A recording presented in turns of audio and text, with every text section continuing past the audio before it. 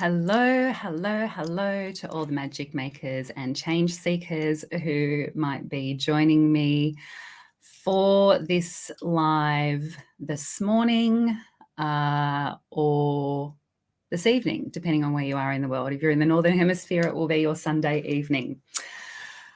Thank you for joining me.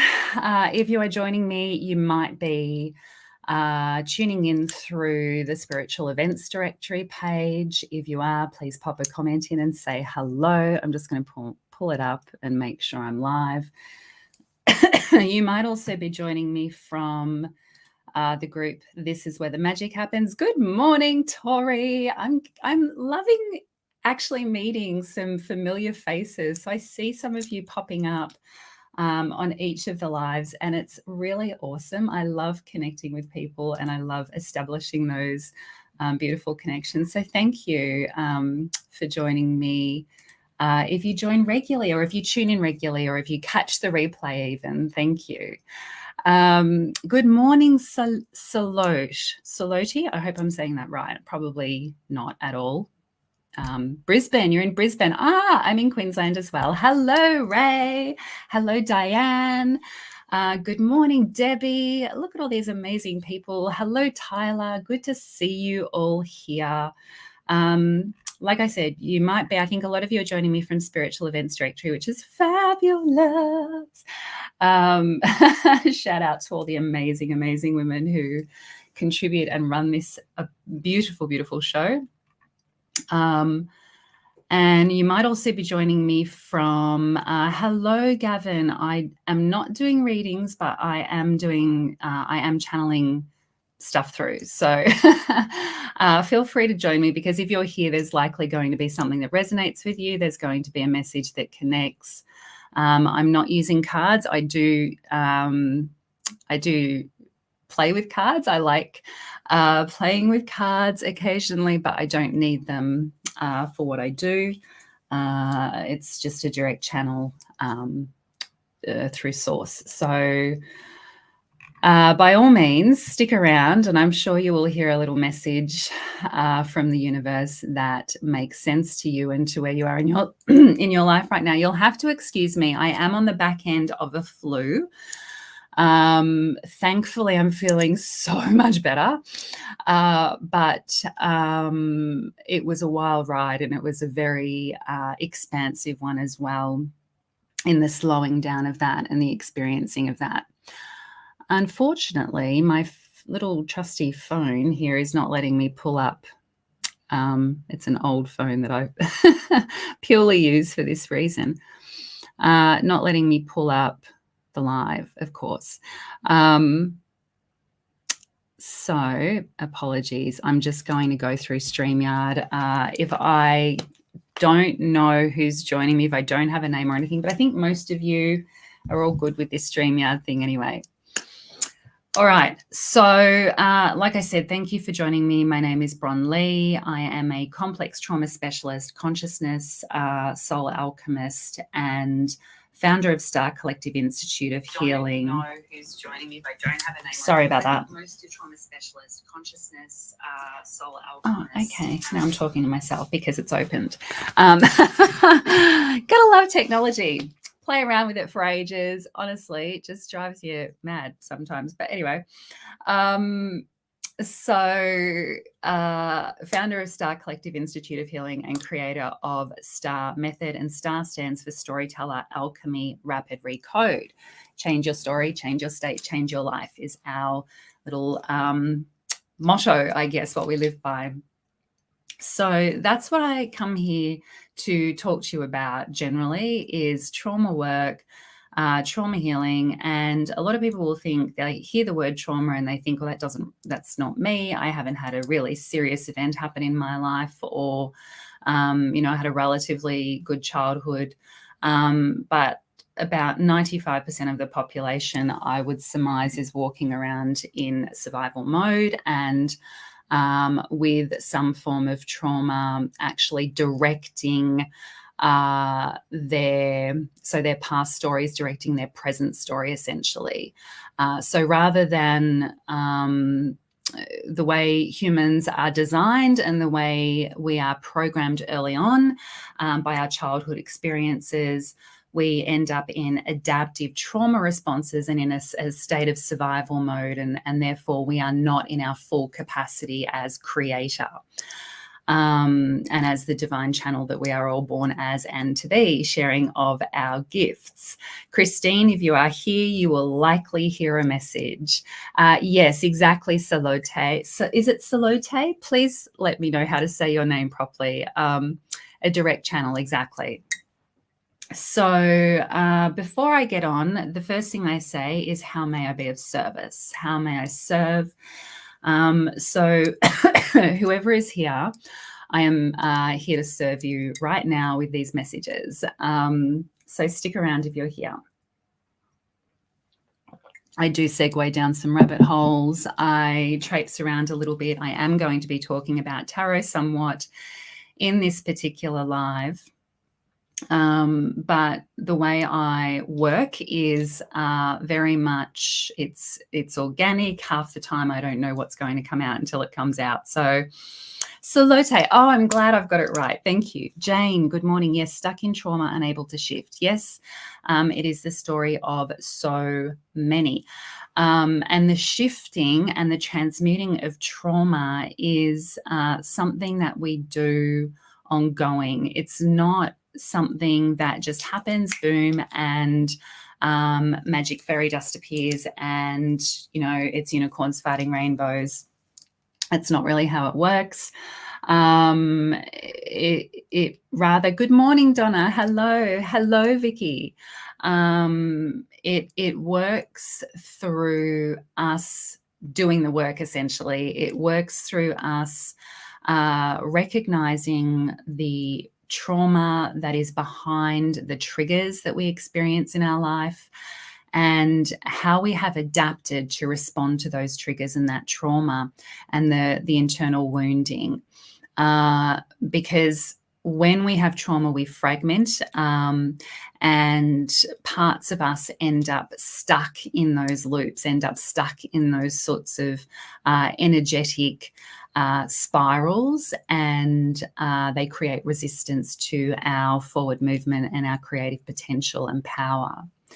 So because we're in survival mode, and in survival mode, all we want is stability and sameness. We don't want change. And creation necessarily births change. It births new things. It births inventions. It births all sorts of stuff. But when we're in survival mode, we're not creative because we want to stay safe. And change is not safe when we're in that state. We need a stable foundation because we don't feel that stability internally.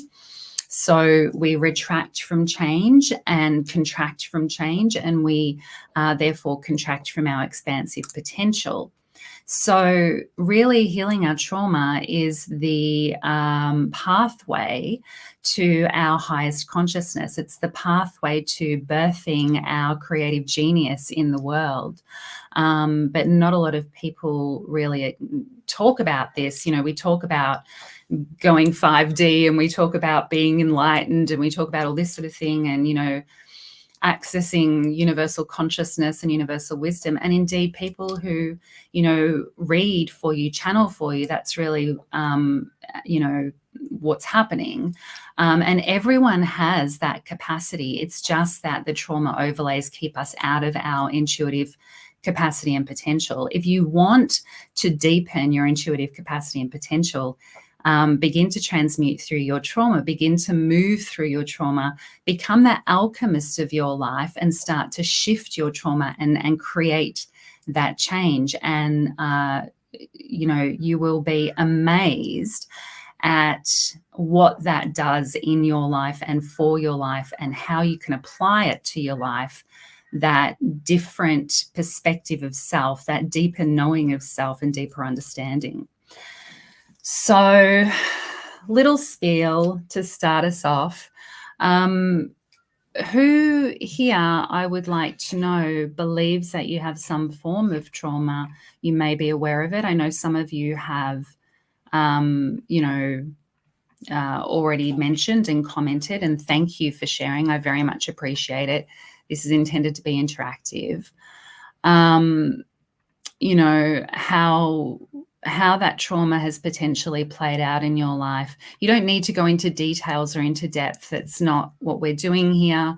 You know, but just if you feel that you have something impacting you that you don't know how to shift. And like I said, we don't need to go into the depth and the detail. But, you know, it's just if you sort of feel that you have that, I guess, influencing you in your present state, maybe blocking you from doing things that you really want to do. The theme of this discussion today is about making peace. Who do you feel you need to make peace with? Often, our trauma is associated with an event and experience that involves other people. In fact, always it is an event or experience that involves other people in some way, shape, or form. Even if that's birth trauma that we experience right from the very beginning, even if it's in utero, which is also potential and possible. My core wound was an in utero wound of directly related to mother. So, you know, sometimes the trauma that establishes in our body, because the trauma is not the event that happens, it is what establishes in our mind and body as a result of that event. And as a result of experiences for me in utero, that's when my core wounding, my core trauma loop really kicked in. Often it's also related to past incarnations and things like that as well. It's a whole other rabbit hole for a whole other day. Or is it? Because really it's directly related to who we feel we need to make peace with. All right. So I'm just catching up on some comments. Hello, Trudy. I'm not doing readings, but this is a lot of channeled information right here, Julie. So if you are here and if you are receiving of this information, there'll likely be a message here for you. Karen, I have a lot of trauma with 2 of my children. Yes, that's very common. And my children were the catalyst for my own journey of healing through trauma. Jane, every direction I go seems to get blocked. Yes. So again, this is parts of us that create resistance. I refer to it as the George Costanza effect with my clients and practitioners and facilitators, and talk about, you know, how there's an episode of Seinfeld where there's George Costanza is at a party and the building, like there's a fire, and he starts like pushing everyone out of the way, including old women with Zimmer frames, to get to the door and get out and save himself. That's the parts of us, they're the same sort of thing. That's why I do the comparison, because when we're on the precipice, we might be like about to step off the ledge and create some massive shift in our life, massive change, massive transformation. And a part of us will go, that's not safe. And it may even trigger like a energetic memory around doing something similar a little while ago. So for instance, if you want to start a business, you started a business once before, it failed dismally. Hello. And, you know, you go, oh, well, what if I do it again and I fail again and I look like an idiot and this happens and that happens and, oh my God, and there were dire consequences last time. And what if there are dire consequences and right? Part of you will want to retract back and go, no, that sounds a little confronting. So just pull back.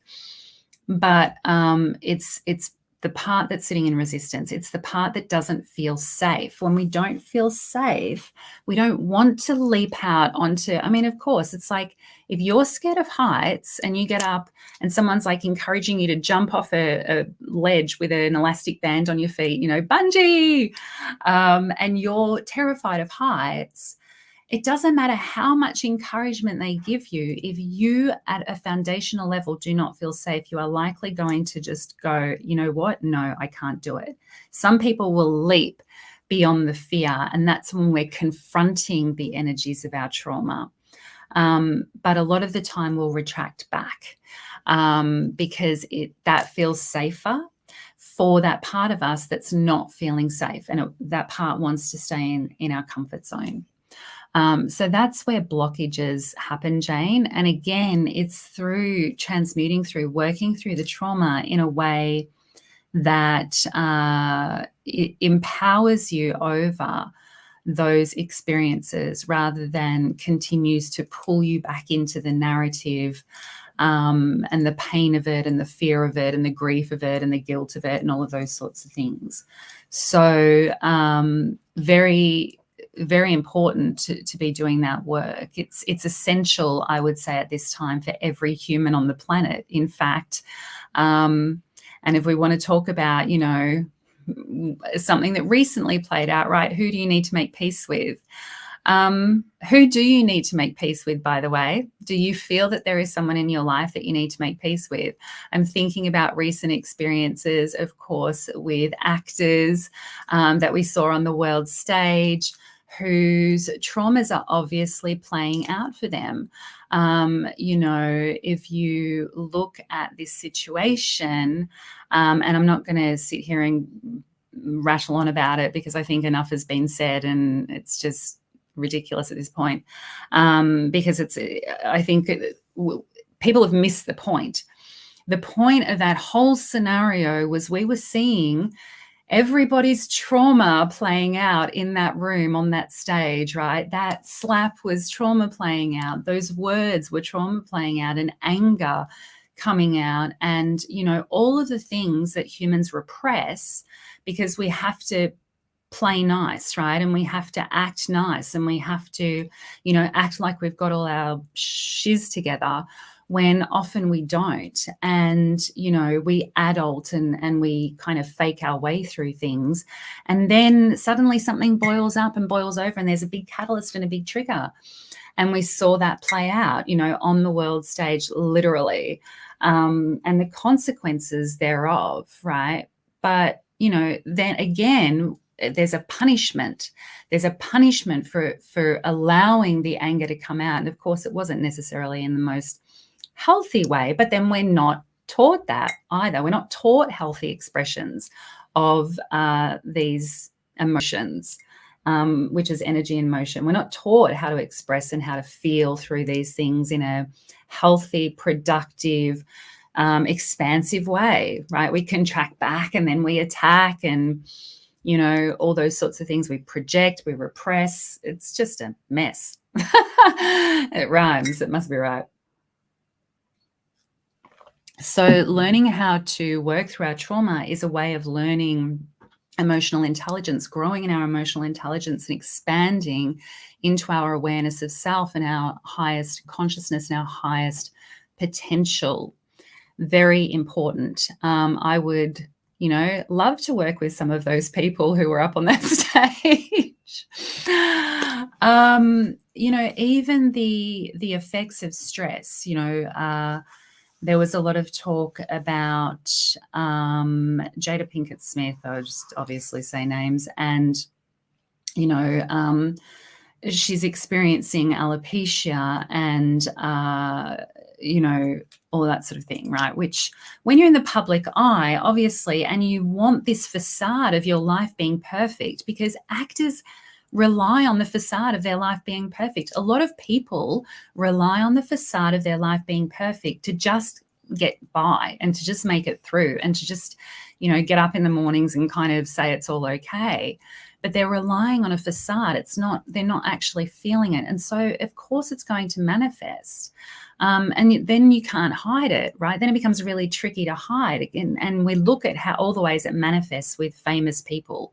You know, it manifests as drug addiction, alcohol addiction, you know, all sorts of stuff, right? And they have the means and the resource to feed their addictions and to feed those adaptive trauma responses and to continue the facade at the same time. But eventually it catches up. We can only fake it for so long, and then everything falls apart when we're not dealing with the underlying trauma, is the truth of it. And so that's, you know, what we're seeing play out physically as well, in that symptom of, you know, the alopecia that really, I guess, kind of triggered all of that. But, you know, and what was behind it, as far as, you know, we know. I'm sure there was much more, but, you know, that's kind of where the story is. So we need to recognize that, you know, there needs to be, we need to make peace with ourselves, and we can't make peace with ourselves without dealing with our trauma. Okay, Vicky, I sometimes like to talk about, but get told don't bring up the past. Yeah, look, it's something that if our past has been invalidated, and the majority of people's past has been invalidated, that's why the trauma is stuck. So when we're not actually acknowledging the trauma for what it is, then it gets stuck in our system, and we get stuck in it, and it becomes toxic, and we end up with things like alopecia, right? And our body just saying, no, can't deal with it anymore. At a cellular level, these things impact. So there's a difference in that we need to be able to speak with someone about our past who will validate it for us. And often what happens is we go to friends and we talk about our past, and they will validate us from our victim, which is not the sort of validation we want. We don't want people to continue validating our inner victim, right? Who's been wounded, who's been hurt, because all it does is continue that narrative for us then. At the same time, we require validation from an empowered place. We require someone who knows how to hold space and listen and hear about these events, and then feed back to us how we can transmute it and how we can take our power back. There's no point talking about it for talking about its sake. This is like talk therapy. It's why it doesn't work, right? It's why people who go to talk therapy stay in talk therapy for years and years still talking about it, because they're talking about it too much and they keep re-traumatizing. So, you know, this is one of the things that we want to avoid. But at the same time, like I said, we need, so talking about it keeps re-traumatizing. It keeps us in the loop. If we're not talking about it from an empowered place, if we can talk about our stories from a place of empowerment, I can talk about all my stories now without, you know, going into the whole wounding of it. So it's a different way I talk about it. It's a different way I experience it. It's not, it's like a, you know, reading from a book of, here are some interesting things that occurred in Bron's life, or not even this lifetime, but other lifetimes and other incarnations of this lifetime that I've lived. So, you know, it is important to talk about in that sense. We do need that validation, but from an empowered place. This is the big difference. And this is what a lot of people miss when it comes to trauma-informed practice. It's very, very important to be holding that kind of space and bringing that into that space for people. Choice of partners, Donna. Yes. That's how it manifests. Yes. Tori, I know I do. Yeah. Ray, absolutely. Especially with love, connection, and self-love. Yeah. Karen, I've been stressing, not sleeping, crying, so worried. Yes. Hello, Lauren. I am sending you lots and lots of healing. Mwah, I got your message. I hope you feel better. Salote, yes, I would like to make peace about being asked to leave my home because of Easter greetings with my in-laws some 23 years ago. Okay, yep, absolutely. Christine, yes, I have, and I've been told it's stopping me moving forward. Yeah, it really does. You know, you're going to move forward regardless because you're meant to, but it just creates this sort of push me, pull you, this constant push me, pull you. And often there's more pullback than there is forward momentum. And that's where the frustration kicks in. And that's where we start to feel like a failure and our inner critic comes out. But these are all adaptive trauma responses. The inner critic is an adaptive trauma response. If you have a constant inner critic, that's an adaptive trauma response. You have trauma, residual trauma trapped in your mind and body. It's just wounding. If we replace the word trauma with the energy around wounding that occurs early on in our life, it kind of gives it a different meaning, but it's really saying the same sort of thing. It's all the same crap, different bucket, or different shovel, or whatever you want to call it. Jane, separation trauma. Yes. Yes, a lot of people have that. Very, very common, and especially if there's been birth trauma. So separation trauma can actually establish through birth trauma quite easily, and especially through events like cesareans, any emergency intervention where baby is whisked away from mum, and that immediate point of contact doesn't occur. And indeed, I was talking to someone about this the other day, the fact that even our, like, the umbilical cord is not meant to be severed in the way it is. It just sort of drops away of its own accord. Nature is a fabulous thing, and it knows, right? Nature knows better than we do, or better than our egos do. We know if we tune into the natural order of things, the natural way of things, but we let ego get in the way, and we let doctors' egos get in the way too. Oh, that's a whole other conversation for a whole other day. And then what happens is we go against the natural order of things. So even the severing of the umbilical cord is against the natural order of things. It's an intervention, and could be said creates trauma, because suddenly the life source that we have been connected to for 9 months is completely severed, not in a natural way. It's just cut. It's almost like cutting, I don't know, an essential lifeline for a tree or a seedling as it's growing in the ground, right? We just sort of slice it and cut it off. You can see how that's not going to be beneficial for the growth of that seedling. So, but, here we are doing it at the point of birth for humans. So there are all these ways that trauma is perpetuated, and separation trauma really does come from that, often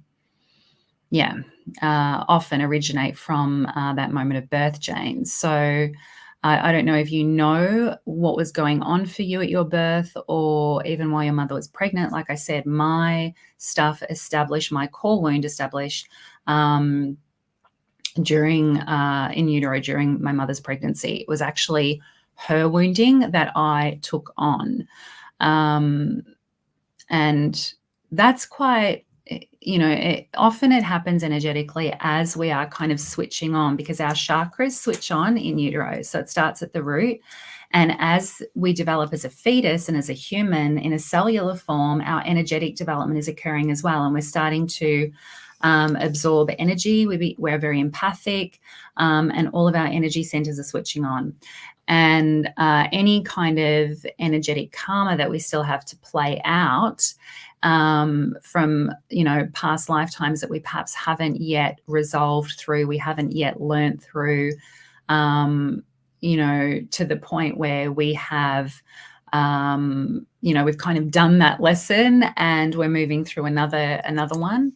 That comes with us, that kind of switches on energetically for us as we are moving through and developing energetically as well, not just in the physical form. We're far more than the physical form. The physical form is only 5% of us.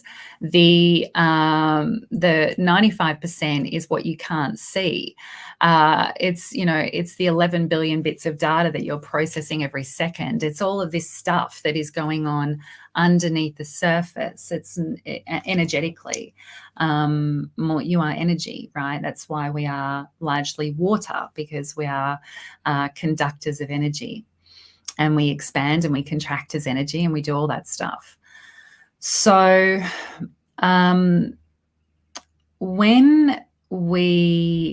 sorry, Carla, I'm just sort of catching up on more comments. My path constantly changes. Yes, constantly changing paths Here's a sure sign that we are in some sort of adaptive trauma response. It's like maybe this over here will make it better. Maybe this over here will make it better. Maybe this over here will make it better. It's like changing partners. It's like changing friendship groups. All of that sort of stuff, moving constantly, right? It's like, it's that destination trap, right? That we get into, the next place, the next person, the next job, the next friend, whatever it might be. And so we're constantly sort of shifting our focus and looking all around us because we're not realizing that that is coming from within, that, constant sort of turmoil is what's actually going on within us under the surface energetically. Peace with myself. Yes, Brenda, absolutely. Ding, ding, ding, you got it in one. Salote, my husband and his family from that past experience you're talking about. Tori, oh my God, I love this. So wise. I'm glad it's resonating for you, Tori. Salote, that's true. Require people who validate, but getting to a place of empowerment. Absolutely. Zanil, hello, hello. So yeah, right. We need to first and foremost, and as I was saying to Brenda, ding, ding, ding, first and foremost, make peace with ourselves, right? Make peace with ourselves. So here's the thing. We talk a lot in spiritual circles about making peace with others or making peace with different events or different things that happen. Make peace with your past. How often do you hear this? Oh, you've got to make peace with your past. But what does that mean? And how do you make peace with your past? Like, how do you just suddenly go, well, that's it. I have peace now with my past. And does that work? How's that working out, right? And no, I can quantifiably tell you it doesn't work. No matter how much we say and conceptualize the idea that we've made peace with our past, and we go back there and we make peace with different people and we forgive, right? Forgiveness is a big part of the whole making peace with our past and making peace with others.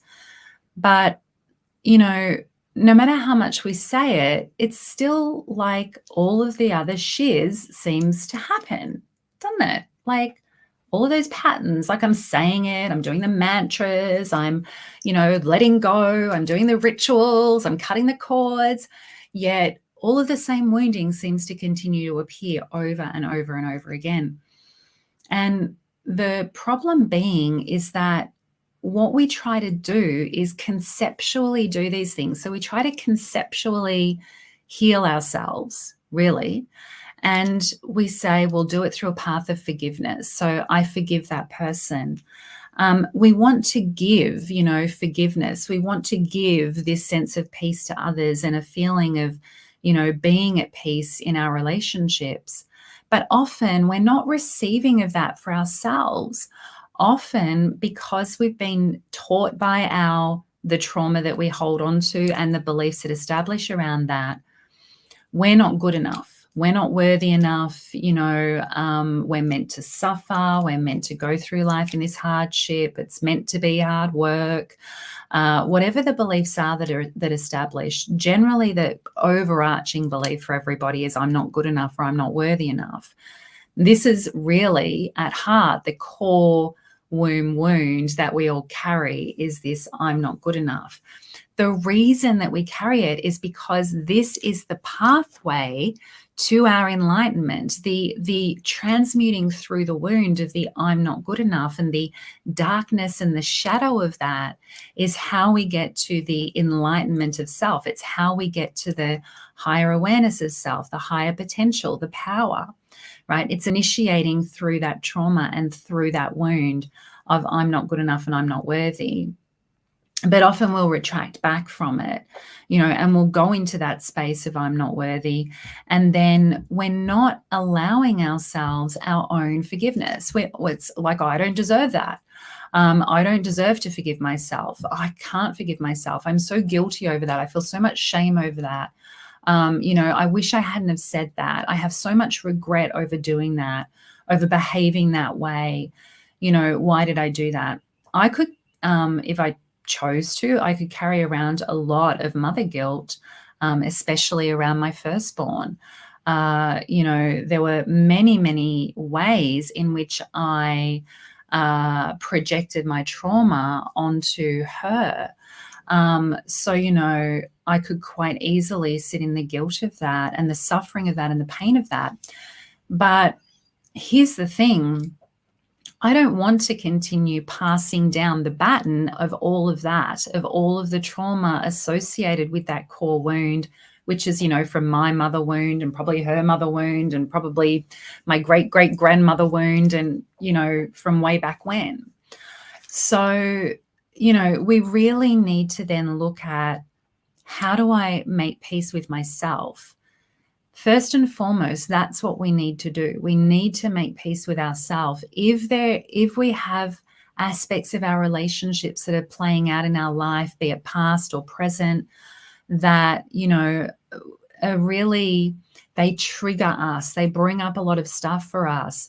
This is our inner being crying out for some attention. This is our inner child wanting us to go back and to make it okay for them and to, really take them out of that sense of unworthiness and that wounding that created it, and make it right for them and make it okay for them, as we would any hurt child that we see. If a child's sitting hurt and wounded and crying, we would want to go up and help them. Our inner child does that, and we ignore her, or him. We go, no, I don't want to know you. It's too painful. So we don't give ourselves that forgiveness. We don't give ourselves that sense of peace with self. And if we're not doing that, if we're not giving ourselves that, then we have no overflow to give that to others. We can't bring that forgiveness into our relationships if we're not giving it to ourselves in earnest. We can do it as a concept and a construct. Oh, I forgive. And I was great at this.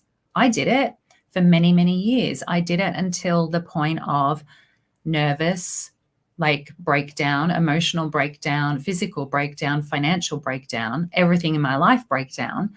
I did that. I did the whole, no, I've forgiven and I understand and I get it and I know why. And I did at a conceptual level, but at an energetic level, I was still hanging on to it. It was still part of me. It was still in my system. It was still lodged in there, and it was still creating resistance because there were still parts sitting in there wounding. And we're unaware of it. We're not taught this stuff. We're unaware of this stuff. It's not something that's commonly discussed or talked about. So, if we're not, it's like saying, it's kind of like saying, I'm going to give people the best Christmas present ever. I'm going to give people this amazing Christmas present. It's going to be awesome. They're going to love these Christmas presents. It's going to be so good. And you come to Christmas and you go to your event and you bring all of these beautifully wrapped, they look amazing on the outside, gifts on the surface. It's like this beautiful gift. And oh my God, thank you. That is amazing. And then they open it up and there's nothing in there because you didn't actually go shopping for any presents. You didn't actually acquire, you didn't allow yourself to receive of the means to acquire the gifts that you wanted to give. And therefore, all you're giving are these empty boxes. And that's what it's like when we're giving this forgiveness that's kind of like we haven't given any to ourselves. I mentioned in the description about the Queen of Pentacles in the tarot. If we look at this sort of symbolism, and ridiculously, I haven't actually got a card with me. I meant to bring my cards with me. And I'm surrounded by boxes, but not the tarot that I intended to have with me at this moment. It's actually upstairs.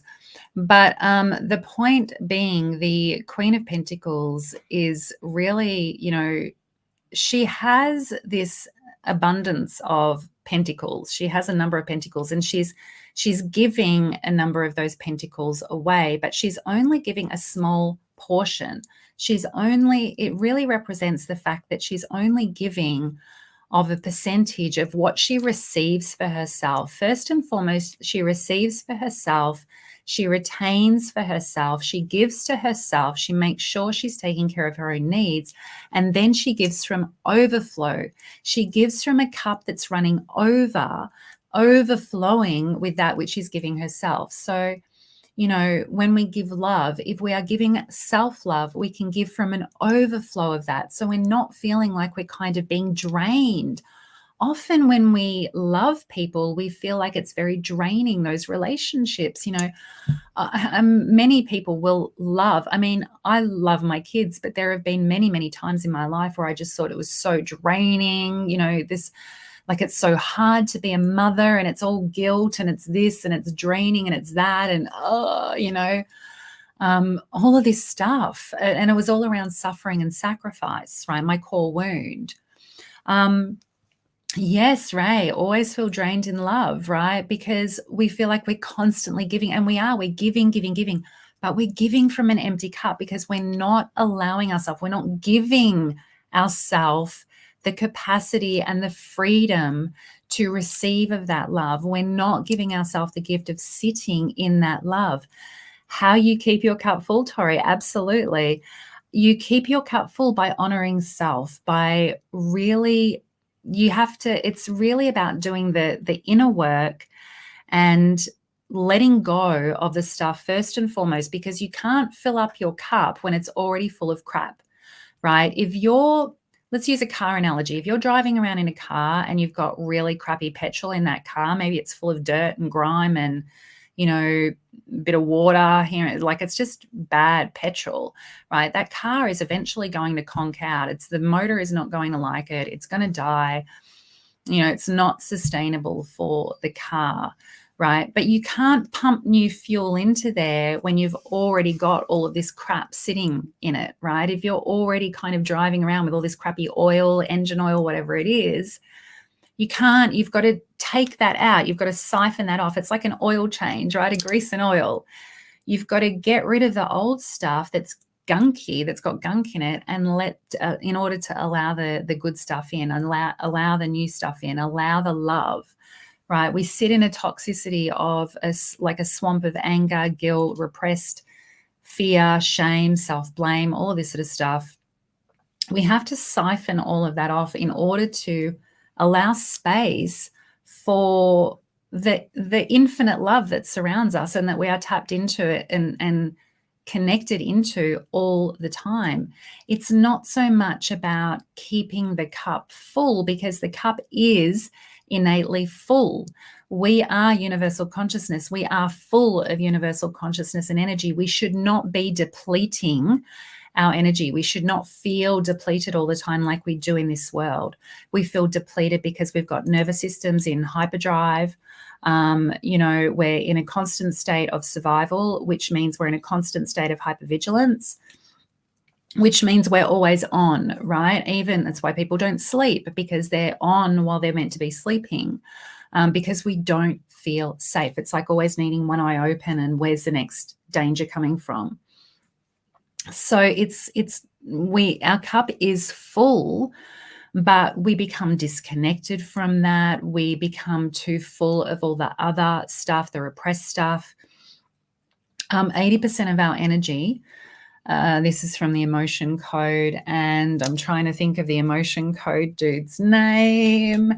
But I was watching a little doco with him that featured him, and he was saying that 80% of our energy is spent repressing emotion, right? So because we're taught that emotions are bad. So we spend 80% of our energy on repressing emotion. It's exhausting. It's exhausting to be in that stress state. It's exhausting to be, it's even exhausting to carry the facade. You know, look at, as I was talking about before, the world stage. Those people eventually, they snap. People eventually snap because it's exhausting. You cannot continue that pace when underneath you're kind of drowning in that bad oil, right? You haven't given yourself a grease and oil change in a very long time. As humans, we need upkeep. We need maintenance. We need just as much upkeep and maintenance as our automobiles. We upkeep and maintain. You know, we're very quick to to sort of respond to something that's going clunky in our car engine, but less quick to respond to something that's going clunky in us. Yes, Jane, that's right. Anxiety, stress, all of those things, right? Burnout, breakdown. Someone said to me the other day they heard it takes 2 years to get over burnout.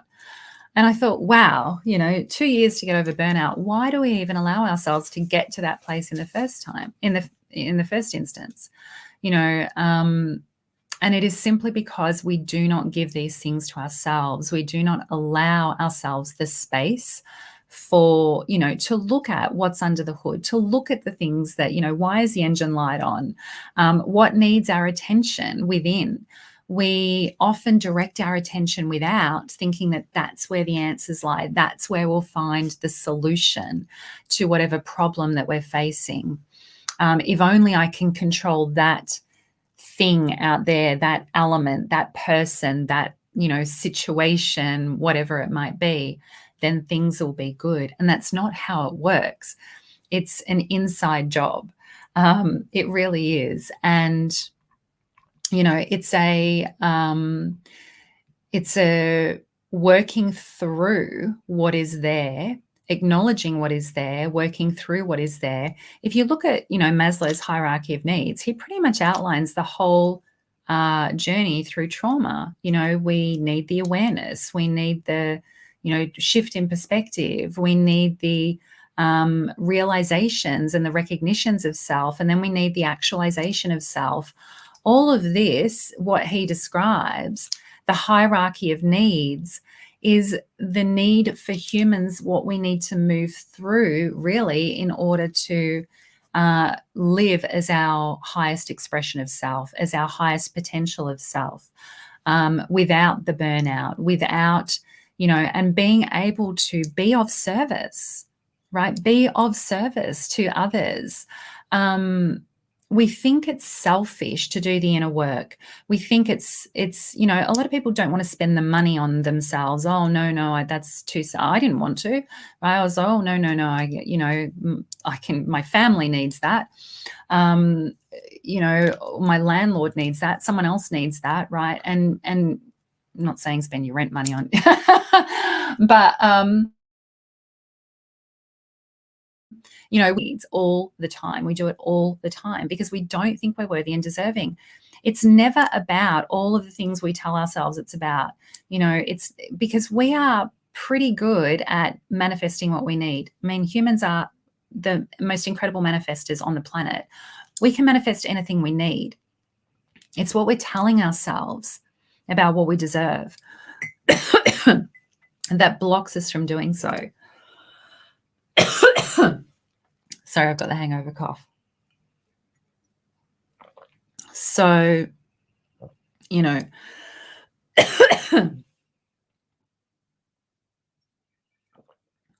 when we block ourselves off from receiving what is innately who we are and how we are, and we're constantly giving, because the other thing is, if we feel we're not worthy, then we have to earn our place. We have to earn our place in the friendship community. We have to earn our place in the family. We have to earn our place at work, whatever it is. We have to perform. We have to earn our place among the academy. We have to perform, right, to earn our place, because we're already believing that we're not worthy. So when we're already coming from that space, often what we're doing, I did it. I didn't like taking money for anything. So I built a not-for-profit organization, and then I bankrupted us because I took the whole not-for-profit thing way too seriously. And I wanted to give everything. I wanted to give, but I felt I wasn't worthy of receiving. So I would cut myself off from receiving, but I would receive chunks, but then I would just give it all away. It would just all go. There was no Queen of Pentacles moment. There was no, I'll retain this and I'll keep growing this coffer in order to continue having something to give.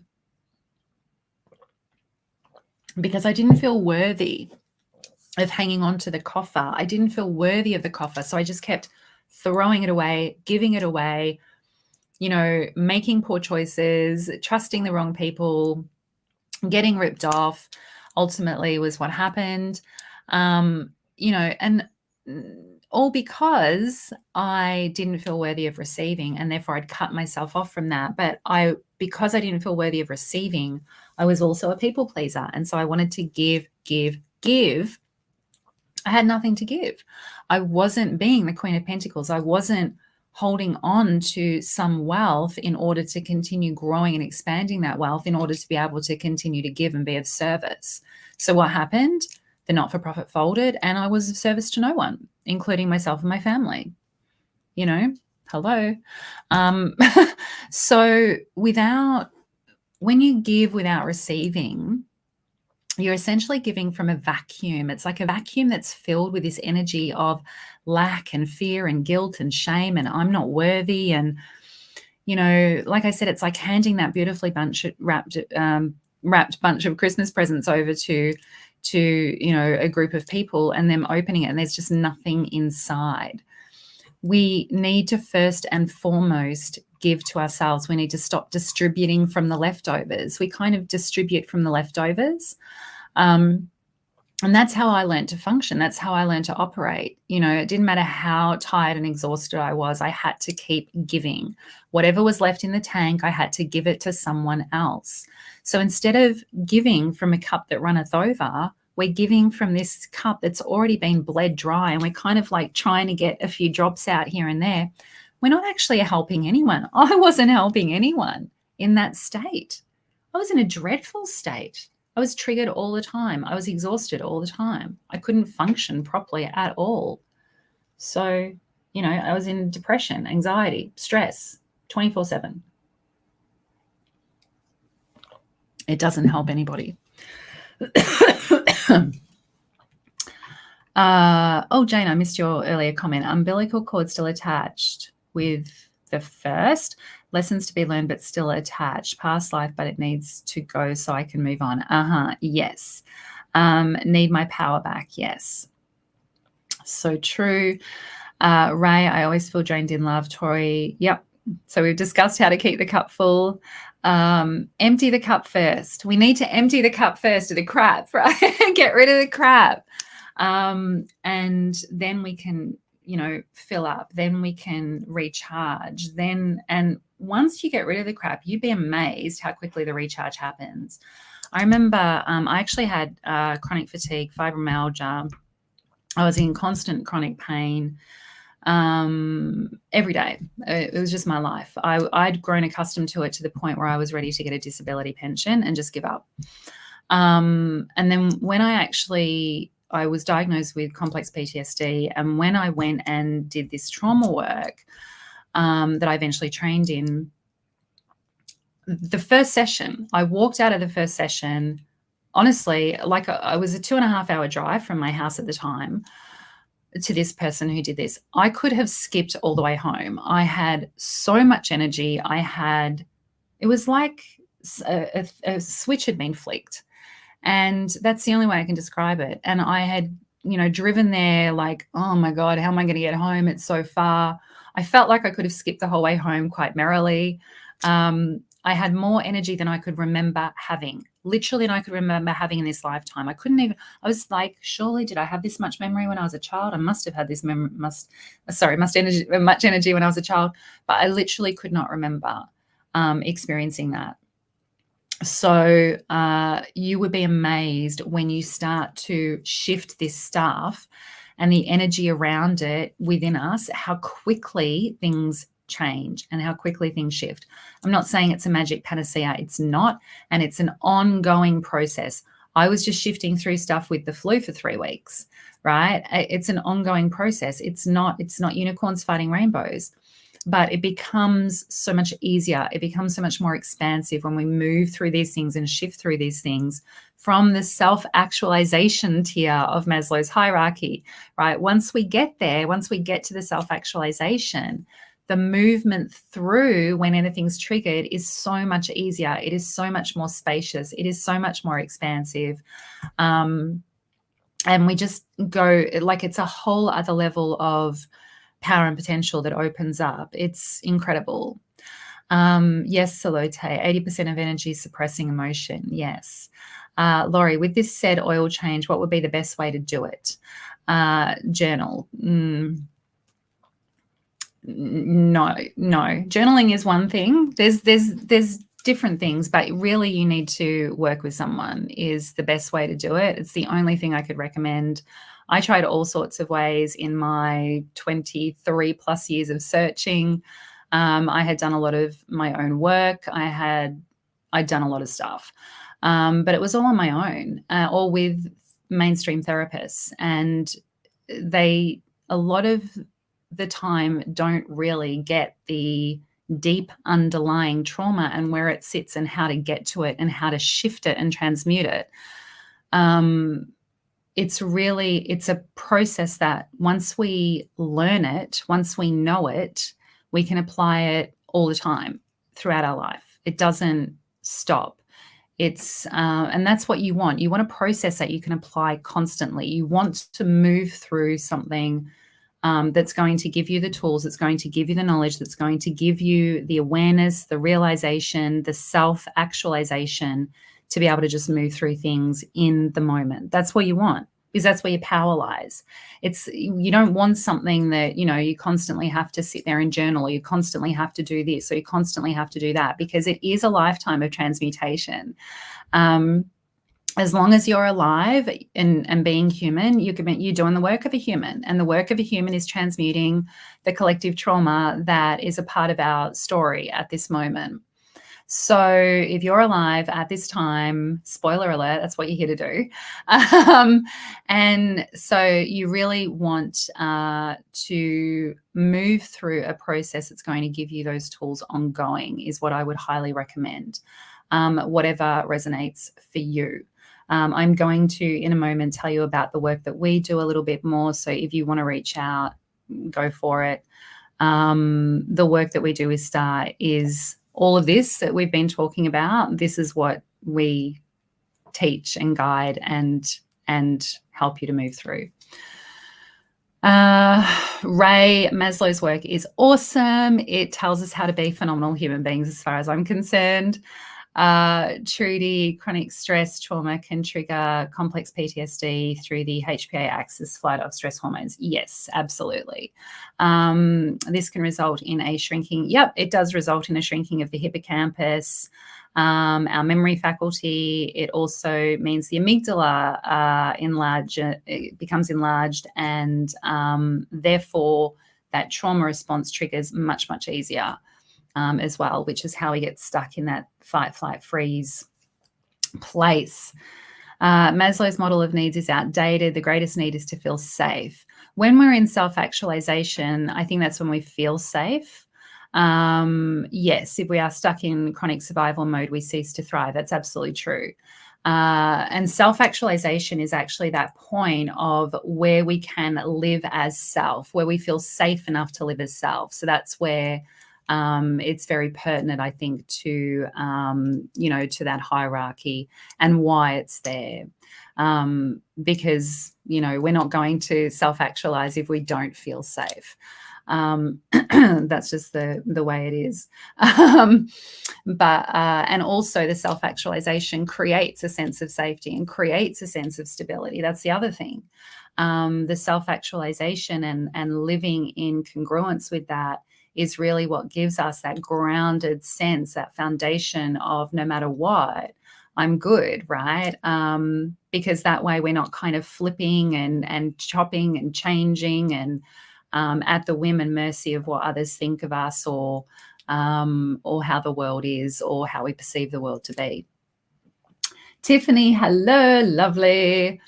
Jane, saw a counselor and she made me feel guilty for my emotions and came out worse. Yeah.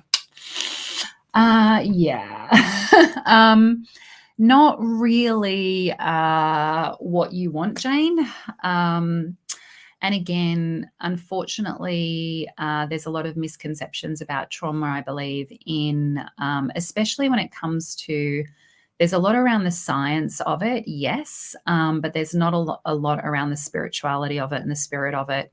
And both of those things are very, very important when because, when we want to talk about psychology and the psyche, we're actually talking about the soul and the spirit.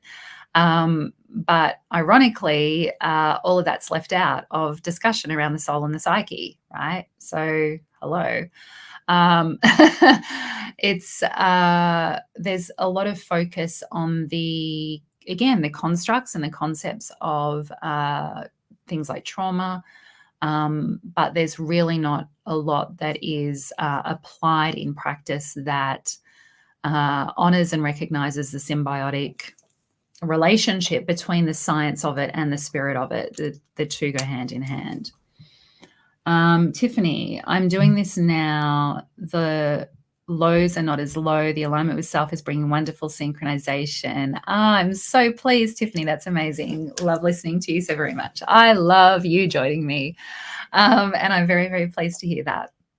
So if you would like to know more about what we do with STAR, like I said, this is pretty much what we teach. This is what our clients walk away with. It's not hit and miss sessions or anything else. It's not coaching.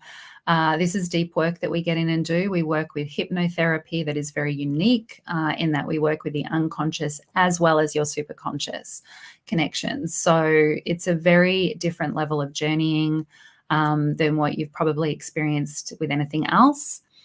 And the shifts that happen along the way and beyond are remarkable and extraordinary is all I can say. They are, I've seen women just take power back over their life and create the most phenomenal change and really just find all of who they are and come home to all of who they are and live that truth without apology, and move through anything that life throws at them, just, coming out on the other side bigger, bolder, shinier. It's amazing. So it's just beautiful. So if you want to find out anything about the work we do, by all means, reach out. You can contact me at Bron Lee. We also have a program that we've just launched. It's a group program, very, very small, intimate group, 12-week journey, the hero's journey to self-magic mastery, where we work through a lot of this stuff as well, and all of the tools and things that you need to live your most highest potential, to be of service in your highest potential, and to really bring the best you to all situations and to create whatever it is you're here to create from your unique genius. If you want to know how to do that, this 12-week program is phenomenal. It is at an investment that it will never be at again because it is the first time I'm running it. And yeah, I would highly recommend checking that out. So I will pop the link in the comments. I will also pop the link in the descriptor for this video. If you are watching this on replay and you have any questions, anything that you want to ask me, if you want to reach out, if you want to connect, please do so. Jane, you are interested, I will message you directly, lovely, and send you a link. If you are interested in watching this now or in replay, and want me to reach out, please just pop a comment in as well, and I can message you directly. I will check back on all of the comments in here as well. For some reason, I don't always get notifications. So, yeah, if it takes me a little bit to get back to you, that's why, because I haven't actually got a notification and I've just sort of been browsing and making sure I haven't missed anything. Tori, you would love some more information, please. I'll happily send that to you, lovely. You are very, very welcome for this message. Needed it today, as always. Yeah, like I say, I may not have my cards with me right now, but the messages always resonate when people need them, right? And I trust in that, and I know that's how it works.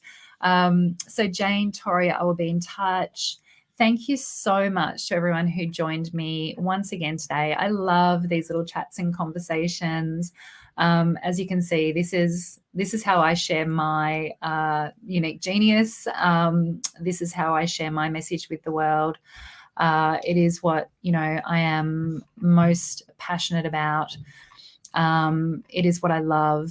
And, I love seeing people step into their power. There's nothing better. As a healer, I used to think, I just want to save everyone. And I just wanted, I wanted to see people. I felt like I'd failed if people walked away and they had to deal with something else in their life. I was like, no, they're meant to be all healed because they came to see me. And it would be such a blow to my ego.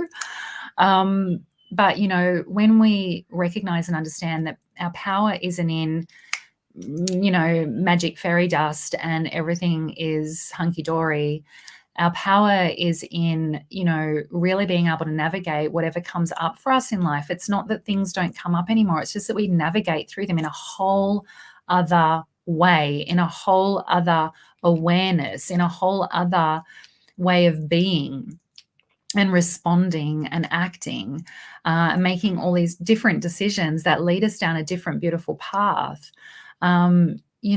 That is what we want as healers. That's what I want as a healer. I don't want to heal people. I want people to be able to stand in their power and walk in their power and create from their power and potential, and really understand the truth of who they are and the expansive truth of who they are. People are freaking magical, man. We make magic happen all the time. And that's what I want people to know and realize is you are magical. All right, I'm wrapping up because I've gone way over time, 10 minutes at least. Marie, first-time listener, great advice and messages. Thank you. You are very, very welcome. Thank you for joining me, Marie. Like I said, thank you to everyone. If you want to reach out, connect, we do have the group program. We also have one-on-one options available. We have 7 practitioners who are certified to facilitate STAR one-on-one in groups. And we also have another 6 moving through right now who will be mentoring and offering their services soon too. So we have a number of options available through the STAR pathway. Hello, Kylie. And you are welcome to reach out to find out more about any of those. If group work isn't your thing, we do one-on-one as well. And we have practitioners in the US, Canada, and Australia. And we can also do all of our work online with you as well, which is how I do all my work. All right. So thank you so much for joining me. Really, really appreciate you taking the time out to receive of these messages, receive of this beautiful source-inspired and channeled information that I've been sharing with you today, along with my own, obviously, insights into trauma from the work I do and from a personal perspective as well. All right. Take care, everyone. Have a magical, magical Monday if you're in my part of the world, Sunday evening, finish to your weekend. We are also entering just quickly into a beautiful cycle with Neptune in Pisces, and it's a wonderful, wonderful cycle for manifesting and for creating new beginnings. So especially when it comes to the flow of our emotions and our energy. So keep that in mind as well. Beautiful time to be looking at doing your own deeper work. All right. Much love to all. Take care. And I look forward to connecting with some of you very soon. Bye for now.